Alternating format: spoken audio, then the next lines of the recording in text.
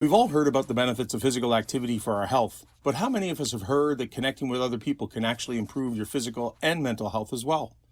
It's this knowledge that inspired the GenWell Project, the human connection movement whose mission is to make the world a happier and healthier place by reminding us all about the importance of face-to-face human connection and inspiring us to take action. How important is this to your health?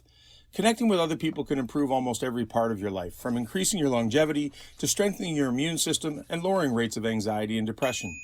On the flip side, a study from Case Western Reserve University showed low social connection has been generally associated with declines in physical and psychological health. In this COVID-19 world where we're finding ourselves more isolated and disconnected from one another than ever before, it's even more important for us to stay connected, even if that connection is virtual. Digital technology is a great way to supplement the human connections and relationships that keep us happy and healthy. Although many of us are getting much more comfortable with using technology to get connected, there are still some who may need a little help and others who may benefit from your outreach. The GenWell Project wants to encourage Canadians and people around the world during this time of increased isolation and disconnection to think about reaching out to just one more. One more person, team, or group that would benefit from getting connected. Whether for your health and happiness or the health and happiness of those you connect with, we all benefit from greater human connection in our lives. If you believe in the mission of the GenWell Project and the Human Connection Movement, follow us on our social platforms at GenWell Project to get daily information, tips, tools, and ideas on how you can stay more virtually connected during these challenging times. Or sign up for our monthly newsletter at genwellproject.org so we can stay connected.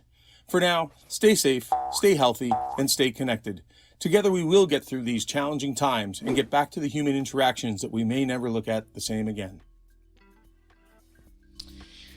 And it gives me great pleasure to introduce our special guest, our first international guest ever, Peter Bombaci. Good morning, my man. Morning, Troy. How you doing, brother? Yeah, top of the afternoon to you. I will prioritize your time zone over mine. How do we find you? How's your day been? It's been great. I've had the opportunity in the last few weeks to head up to what I guess over here we call it a cottage. I don't know if it's what we call it down under, a cabin, a cottage, a place. And, just the opportunity to stay close to nature during these crazy times has just been a blessing. And as you say, Mr. Hinks there has been to this little establishment that we have. And so he knows it well. And it's cool. Something special to connect with people up here as well. Do you take your banner along to those cabins, your banner, just in case you need to pull a quick interview out? Or are you back in the city? Did you just take the piss out of me because I got my banner with me here? I thought you might have the banner up in front of the fire. I hope it doesn't burn.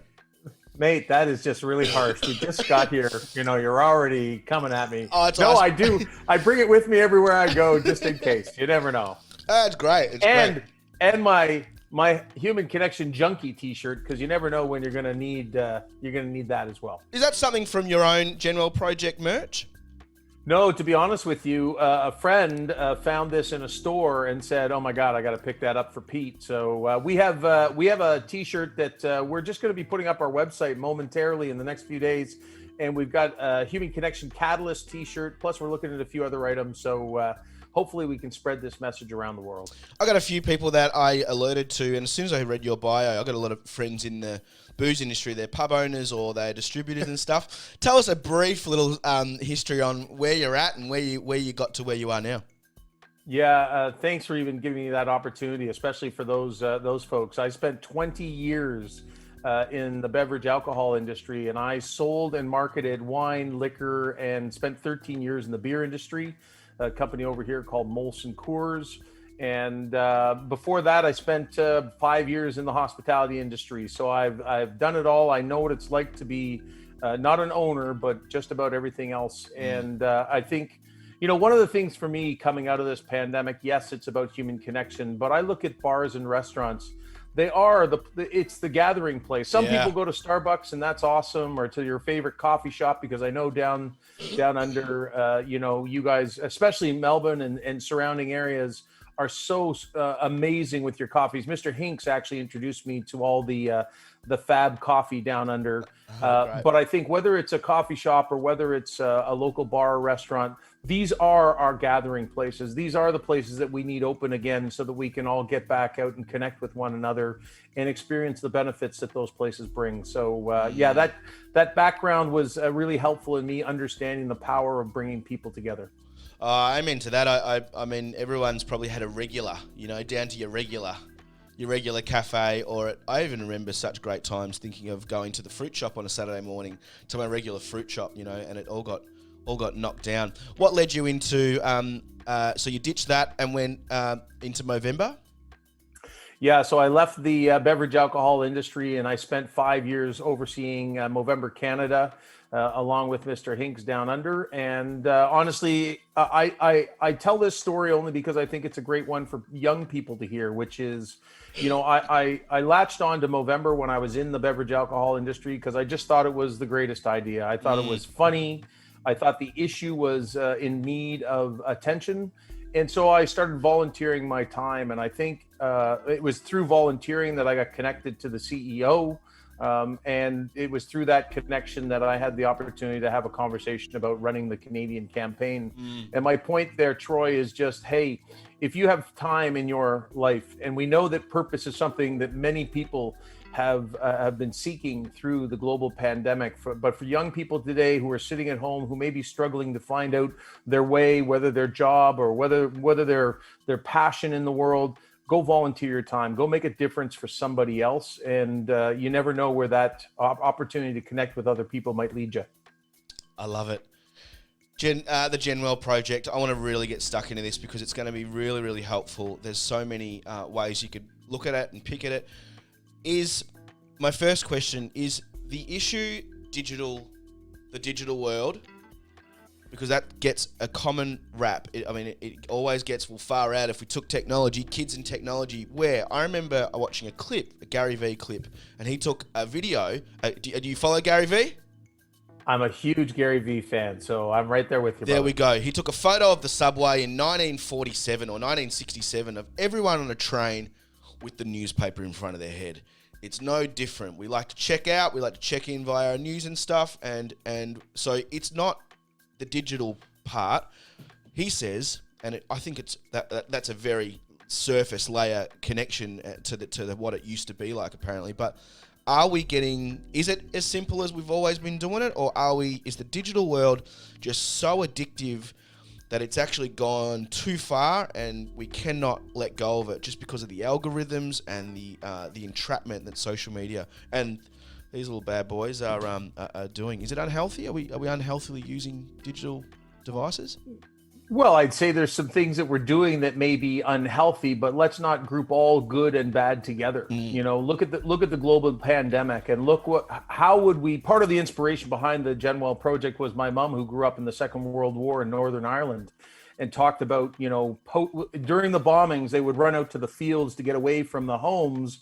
But what did they do after they came together? They were able to connect. They were able to hug. So technology has allowed us to connect virtually. If we didn't have that and we weren't able to leave our homes, just imagine how we would have survived through this global pandemic.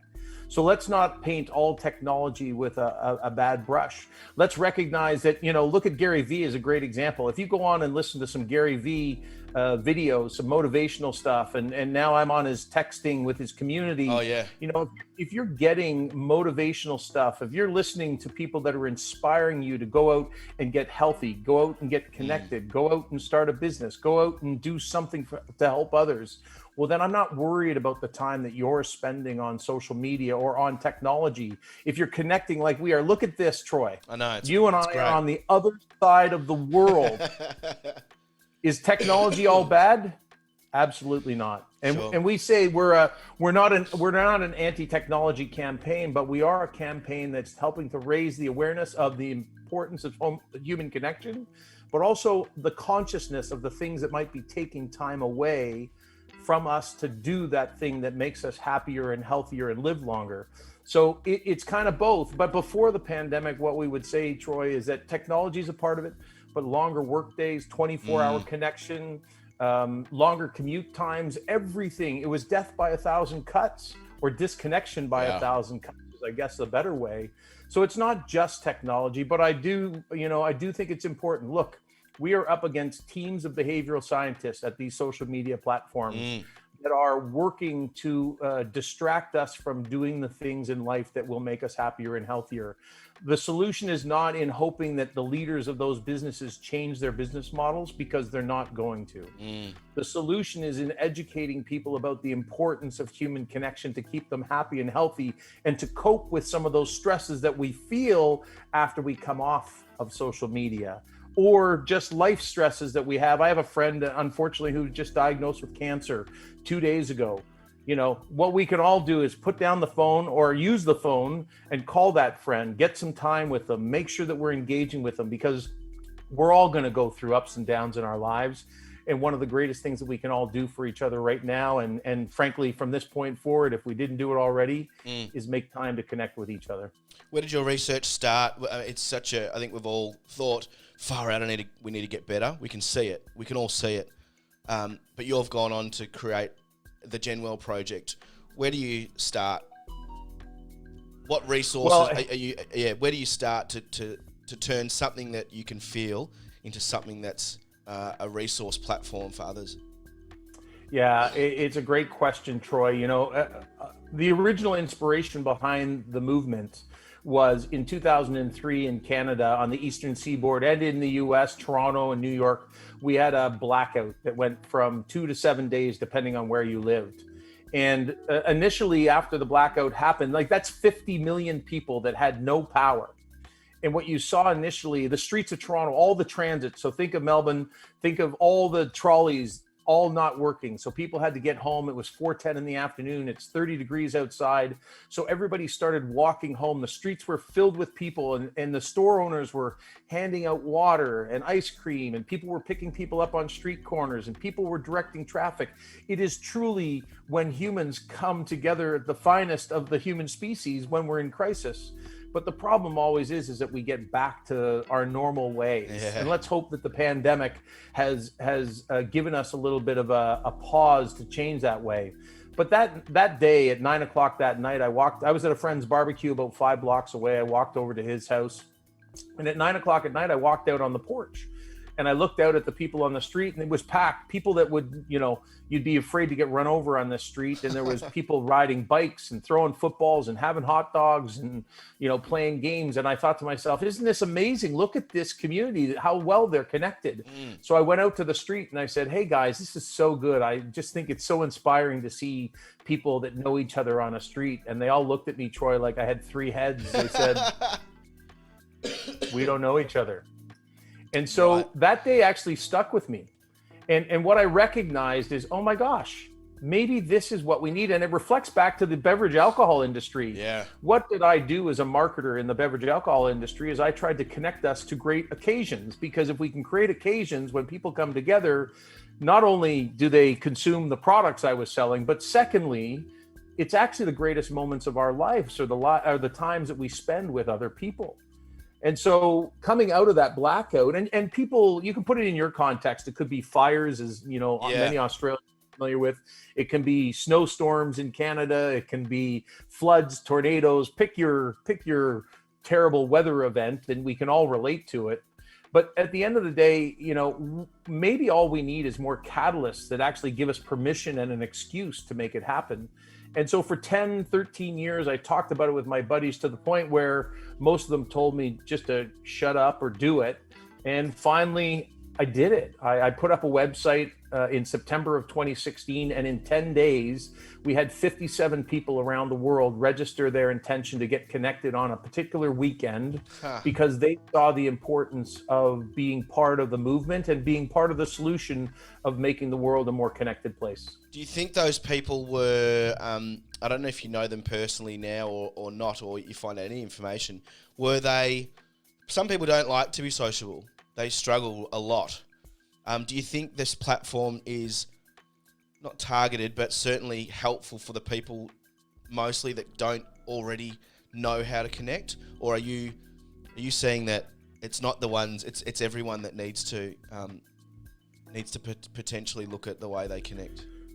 Troy, I didn't even feed you all these questions, but these are beautiful questions. So, thank the mission of the movement is to awaken us all to the benefits of human connection. So, what the research now shows, Troy, single largest indicator of happiness in our life, reduces anxiety and depression, increases empathy, compassion, and resilience. Do you think we can use a little bit more of that in the world today? Strengthens our immune system, strengthens our self-confidence, can increase our chances of living longer by up to 50%.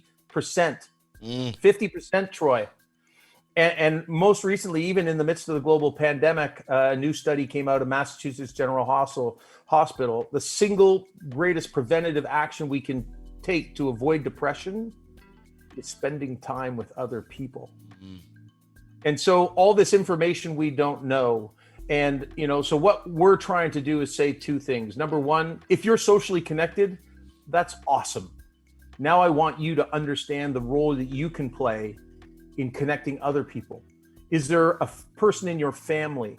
Is there an elderly person that's next door? Is there a young person down the street?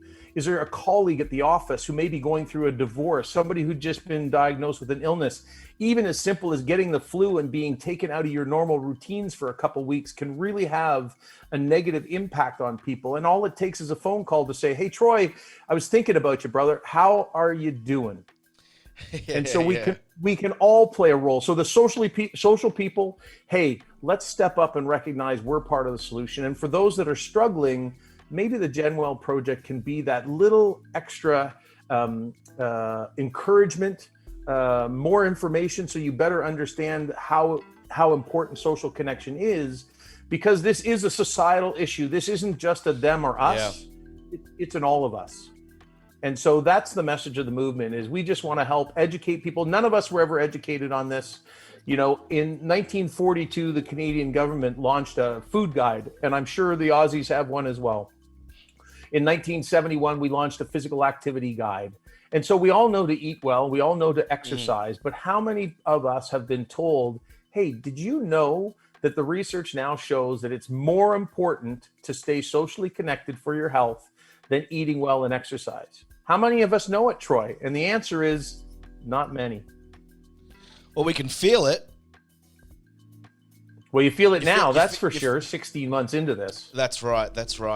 You're spot on. We talk about the important moments in our lives, and I mean, we neglect some of the most important moments or directions in our lives. Things like getting married. There's no uni degree on getting married, but we invest very little time until it's gone AWOL, and then all of a sudden you're hitting the marriage counsellors trying to fix it. It's like we could do. I'm only making that up just quickly now, but it's serious that we don't treat some of these serious things serious enough in the build up and in those early stages. But it's so important to tell someone. Yeah, Jano, we've got some comments, great comments coming through. So important to tell someone you noticed they were missing. Jano's a great connector as well, and a teacher in a school that my son goes to, and it's really cool. Tell us a little bit about the ways the GenWell Project handles it globally. What can someone expect if they go to the GenWell Project? They got a website. We're already dealing with that's not connected yet. What happens? How does it facilitate connection?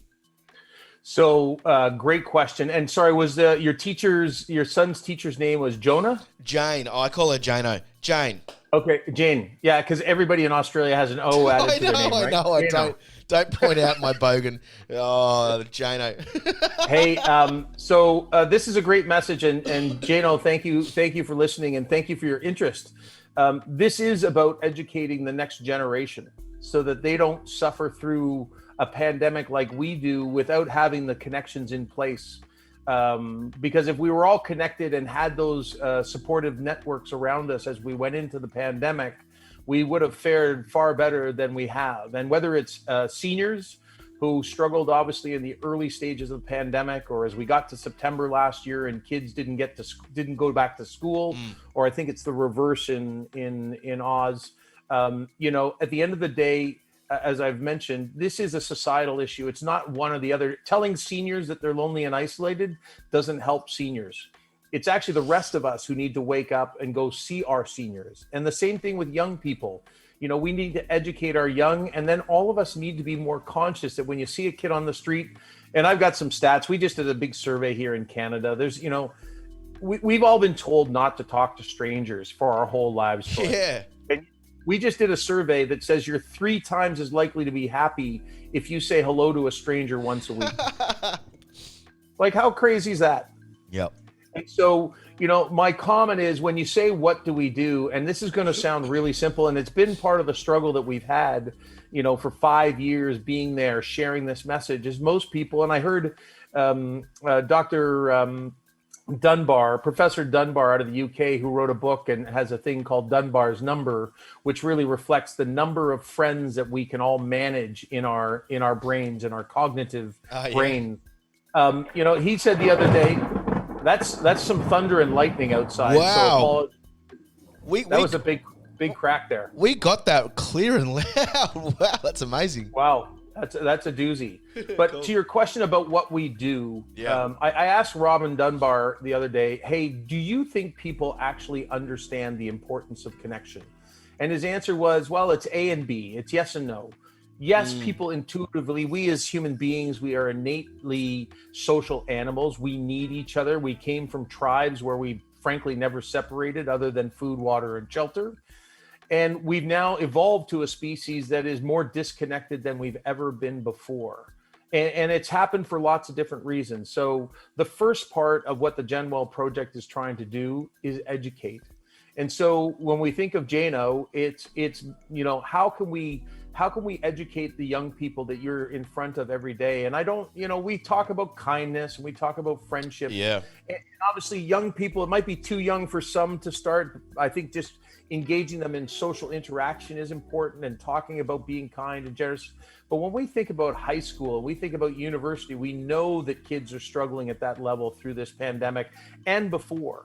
But educating them on the why. I'm working with a college in Canada and trying to build a framework for greater social connection. That's going to include educating all the professors. That's going to create a.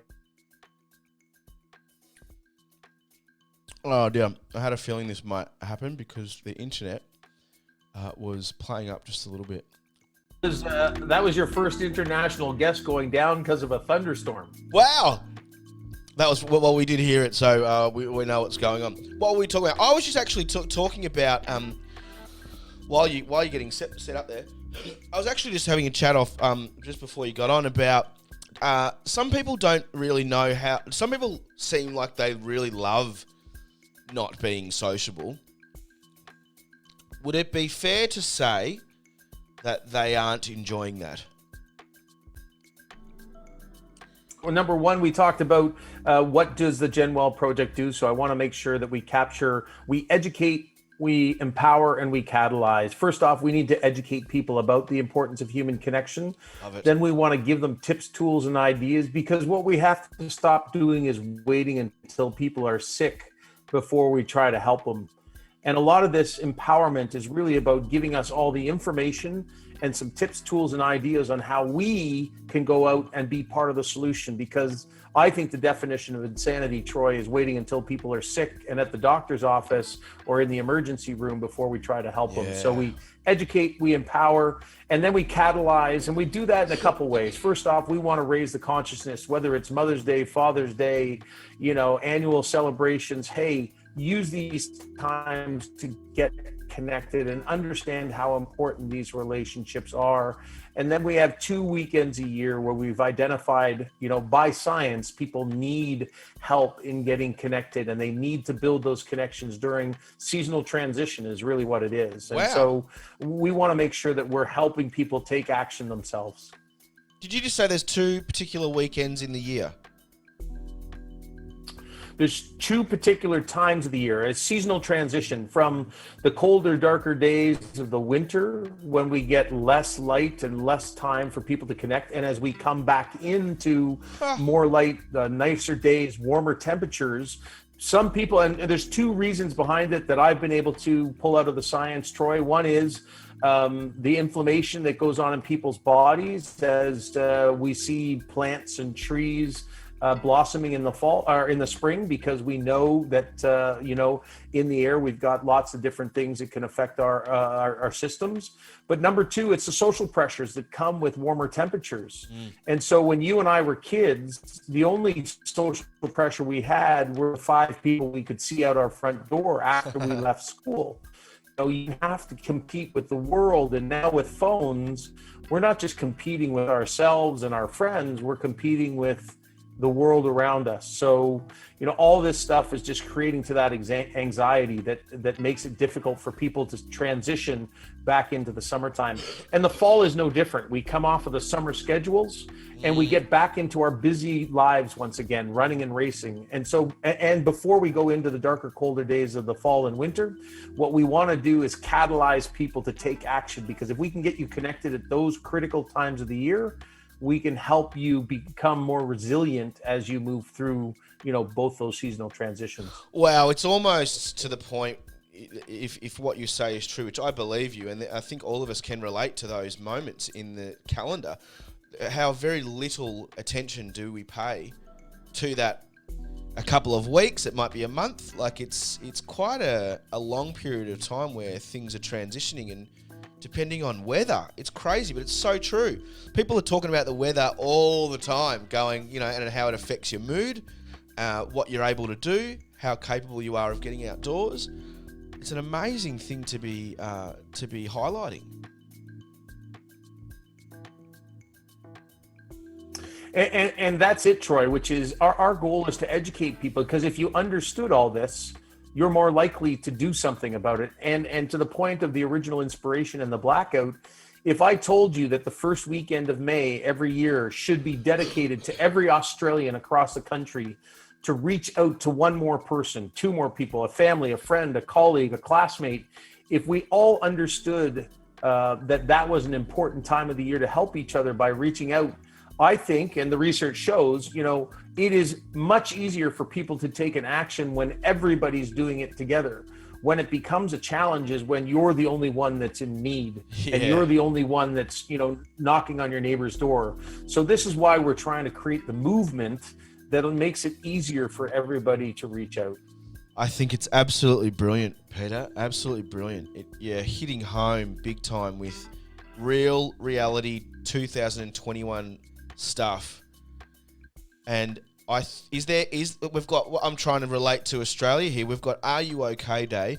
I actually feel like that's not hitting it's not getting through, because as another message from Jane, in Australia we say how's it going as a greeting, but we really don't expect an answer. It's not a real conversational opener with a lot of options left, because as I'm trying to iron out of my lovely wife, who is sometimes very afraid of lots of social interaction, she'd say, good and you? Good, thanks, and you? It's like a tennis game. She just smacked that ball back into my court. And I'm like, well, I used to get it at the cafe all the time. I used to hate it, but given there were some people that were on the run and had to quickly get off to the next thing they had to do. But I feel like we need to be opening up. It's a spot-on thing. We need to work out a better way of generating longer, lower than surface level conversation. Yeah, Troy, I couldn't agree with you more. And I think, our message and what the research shows is both deep, meaningful connections and the more what I'll call superficial ones. But, when you go to the coffee shop and you see the person in the line, as we talked about earlier, when you talk to strangers, you feel better and they feel better as well. When you connect with your family, your friends, your neighbors, you build a sense of belonging and a sense of community that you're not in this world alone. And if something does happen to you, or when something great happens, you can celebrate. The reality is, if we have those support networks in place, we can make it through anything. Yeah. But it's when we feel isolated, when we feel socially alone, when we know we don't have those support networks in place, that's when something does go sideways, that's when the negative implications start happening. And frankly, what really happens is we get inside our own heads because we're not very kind to ourselves when we're inside our own heads. I remember a good friend of mine years ago and say something, and I love these little needles in your head that get put there and you never can get them out for good reasons. I remember him saying, if you've got a problem with someone's behaviour to you, stop sitting there blaming them, going far out, I wish they would fix it. Ring them up. And I think even just in this context, when we've got conversation that we wish someone would call us because we want to speak to someone, stop saying, turn it around. Why don't you call them? So, I'm always the one calling them. Well, then you're kind of ignoring a fix. You can actually reach out if you are lonely and you wish someone would call you. How do you encourage people to turn it? Is it as simple as going, just reach it, pick up the phone and reach out to that person? I think we battle with that. We battle with that. Man, I'm not calling them again, or far out, I'm lonely. Why doesn't anyone call me? We should just call them.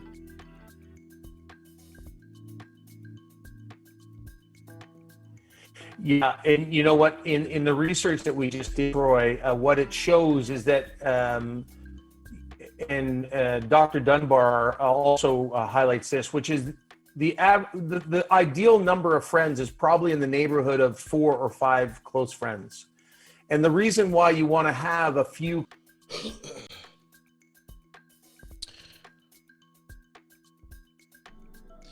It's like rain on your wedding day. It's like lightning in a Zoom meeting. Oh, I'm so sorry. We're all good. We got you. Can you see me? Are we good? I got you. Keep going.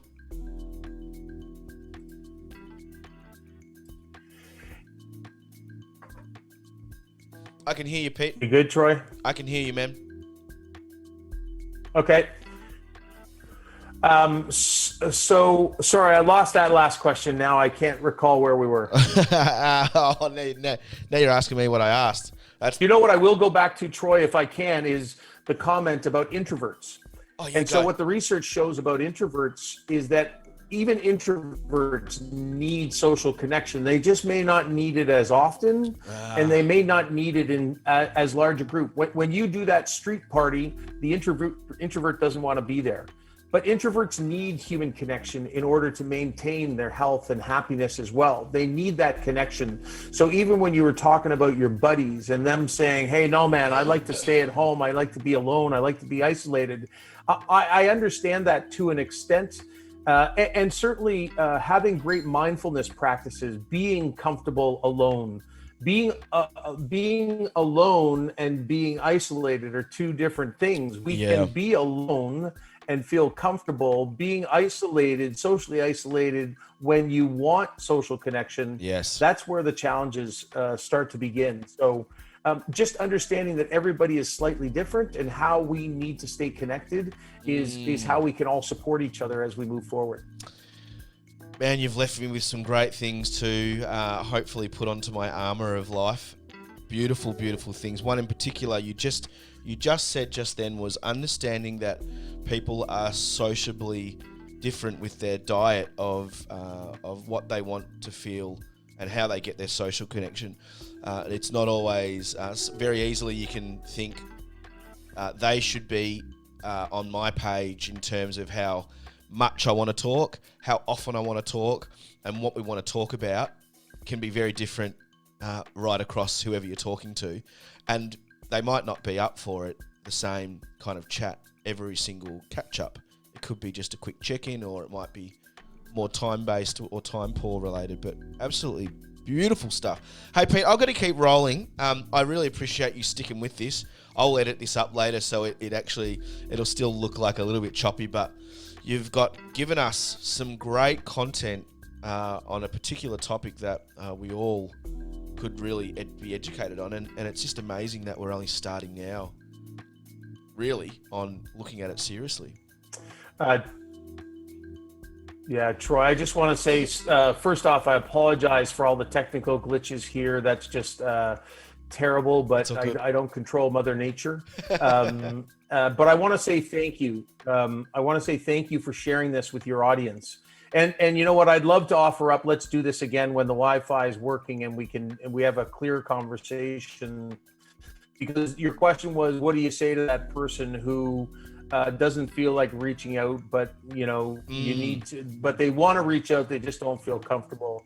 And I think that's a really important question, Troy. Just to finish off, is just say, look, start small. If the person that you're in conflict with, you don't feel like you can reach out to, maybe you can reach out to somebody that you don't have conflict with, build your confidence, and then you can tackle that conversation that you might want to have with somebody where things aren't going well. The reality is we all will benefit from greater knowledge on the things, the ideas like that, the information about the importance of human connection. And you know what? We are all part of the solution. If we haven't figured out that it takes a village not only to raise our kids, but to raise a society coming through this global pandemic, then I think the real learning has been lost as we've gone through 16 months of this craziness of something that none of us could have ever imagined. So thank you very much for the opportunity to connect with you and with your community. And I'll look forward to staying in touch. You're the best, Pete. This has been an absolute pleasure, and we'll speak to you soon. If people want to get and use the GenWell Project, is it just, before you go, is it just for Canadians or is it for everyone? Oh, there we go. You're here? No, it's a global movement. So on our website, we want everybody to be a part of the movement, and they can check us out at genwellproject.org.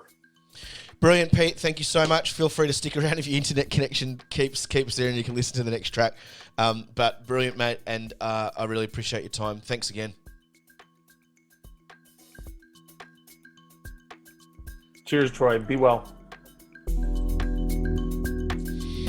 That was...